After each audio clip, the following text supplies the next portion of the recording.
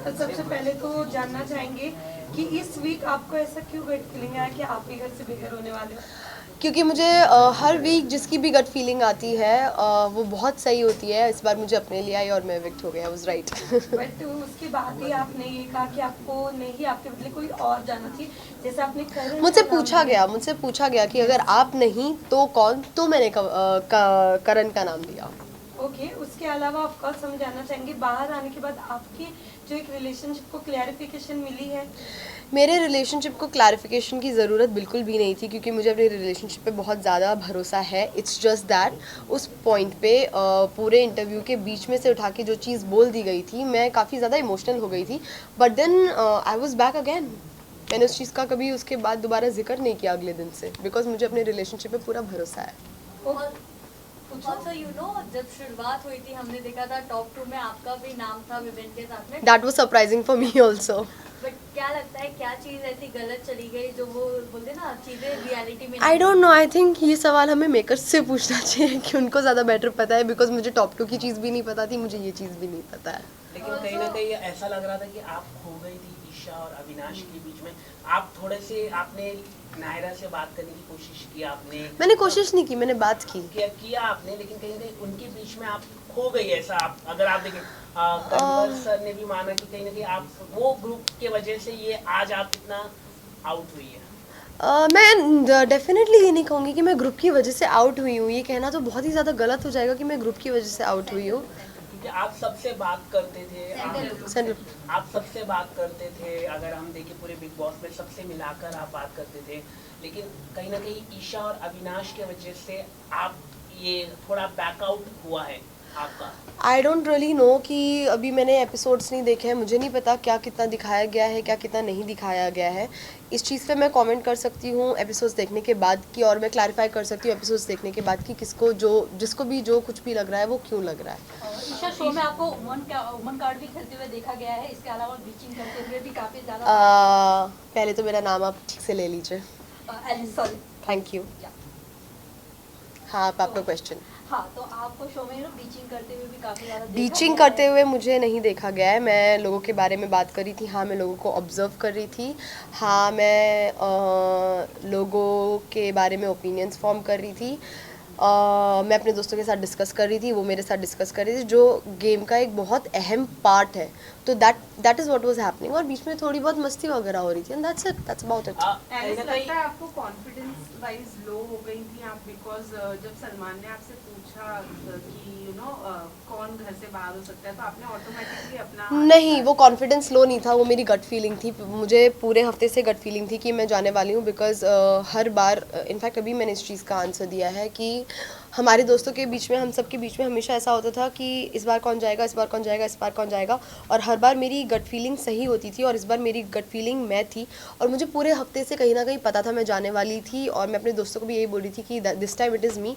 सो जैसे ही उन्होंने पूछा मैंने अपना हाथ उठाया, because I knew I had that gut feeling, तो मैंने अपना हाथ उठा लिया। That was not confidence low. Isha ने कहीं ना कहीं आपके बारे में भी कुछ बैक बिचिंग की थी अविनाश के साथ, कि जैसे कि आप लोगों से बात करने जाती थी तो कहीं ना कहीं उसको लेके भी वो सवाल उठाती थी कि ये अपने कई सारे गुड पॉइंट्स बनाने के लिए कर रहे हैं। उस पर आप क्या कहना चाहिए? देखिए, मैंने अभी तक एपिसोड देखा नहीं है, तो मैं इस चीज़ पे कमेंट नहीं कर सकती, पर मैं एक चीज़ ज़रूर कह सकती हूँ कि बैक बिचिंग उसको तो नहीं कहा जाएगा। ठीक है, एक दोस्त, हम 3 दोस्त हैं, अगर किसी को किसी के बारे में कुछ लग रहा है तो उसके पीछे से बाकी 2 लोगों ने बात की है, इसका मतलब बैक बिचिंग तो नहीं हो गया है कहीं भी। उसको जो लग रहा होगा उसने बोला होगा। वैसे बाहर आप लोगों की गैंग को चुगली गैंग ये नाम दिया गया है। Yes, I'm aware. So do you think कि एक्चुअली में आप लोगों के पास में कोई टॉपिक नहीं होता था? ऐसा कुछ भी नहीं है। अगर हम दूसरों के बारे में इतनी बात करते थे, जहाँ हम उनके लिए ओपिनियंस अपने बता रहे हैं, मस्ती मजाक कर रहे हैं, जजमेंट पास कर रहे हैं, इतनी बात करते थे, तो इतना सारा हमारा खुद का हंसी मस्ती एक दूसरे के बारे में होता था। तो अब बिकॉज घर के अंदर एज सच कोई इतना स्ट्रॉन्ग ग्रुप नहीं है जिसको गैंग कहा जा रहा है, तो चुगली और गैंग को मिक्स करके चुगली गैंग बना दिया गया। बाकी I don't think it is चुगली। सब लोग यहाँ पे एक चीज देखी गई कि शिल्पा जी जाकर ईशा के साथ कहीं ना कहीं बैठ गई थी, और दूसरी चीज ये शिल्पा मैम और ईशा काफ़ी अच्छा बॉन्ड शेयर करते हैं। Yes, they were talking about कि अच्छी लड़की भी घर से बाहर हो गई, एंड कहीं ना कहीं ये भी देखा जाता है शो में कि शिल्पा जी का जो झुकाव है वो विवियन की तरफ थोड़ा ज़्यादा है, इस बारे में क्या कहेंगे? मुझे लगता है शो खत्म हो जाएगा उसके बाद भी पता नहीं चलेगा शिल्पा मैम का झुकाव किसकी तरफ ज़्यादा है। ओके, आपके जाने के बाद करण ने ये कहा कि आपको अफसोस होगा बाहर जाने के बाद, जिसके साथ वो बैठे हुए थे दिग्विजय। बिल्कुल भी नहीं, not 1%, not at all. Alice कहीं ना कहीं जब करण का अविनाश का इविक्शन हुआ था तब आपको पैनिक अटैक भी आया था, उस चीज़ का काफ़ी मजाक उड़ाया गया है, इस बारे में आपका क्या कहना है? I think it is very sad because मैं अकेली ऐसी इंसान नहीं हूँ इस दुनिया में जिसको पैनिक अटैक्स और एंजाइटी अटैक्स आते हैं। कई सारे ऐसे लोग हैं जिनको पैनिक अटैक और एंजाइटी अटैक आते हैं, और लेट मी टेल यू 20 अलग अलग टाइप के पैनिक अटैक्स होते हैं, ठीक है। उसमें से एक ये वाला भी होता है जहाँ इंसान शिवर करता है। मुझे खुद को कई अलग अलग टाइप के आते हैं, तो जहाँ इंसान शिवर करता है उस टाइप में मैं शिवर करी थी। I am very aware of the video जिसके बारे में आप बात कर रहे हैं, जिस इंसान के बारे में आप बात कर रहे हैं, and it is very sad and it is very disheartening कि उस चीज़ के बारे में आप मजाक उड़ा रहे हो, किसी की मेंटल हेल्थ का मजाक उड़ा रहे हो। सो that's just not cool.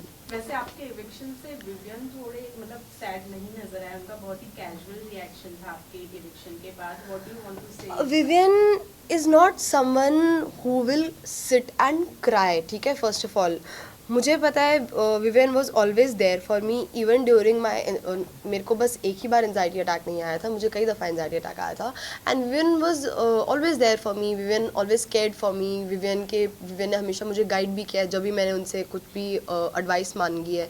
मैंने उनसे 20 मिनट मांगे हैं तो उन्होंने 3 घंटे दिए हैं, 15 मिनट मांगे हैं तो 2 घंटे दिए हैं, ठीक है। So he was definitely very sad, बस उनका तरीका अलग है, उनका तरीका बाकी लोगों की तरह नहीं है। So that's that. Last question. Alice, जब आप निकल रही थी आपने कहा ट्रॉफी घर ही आनी चाहिए, तो आपको क्या लगता है इन तीनों से किसके घर जा सकती है ट्रॉफी? आनी तो घर ही चाहिए, बट अगर मुझसे एक इंसान पूछा जाए तो मैं बोलूँगी विवियन। अगर हम बात लास्ट क्वेश्चन था ना।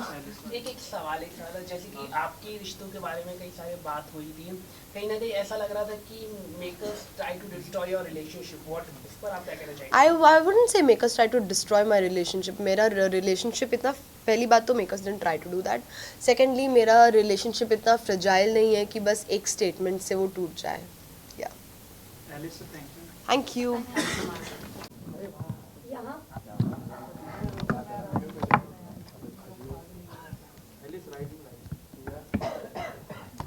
Alice, one look this side, center. Madam madam यहाँ पर कन्वर्स ने बहुत सपोर्ट किया आपको।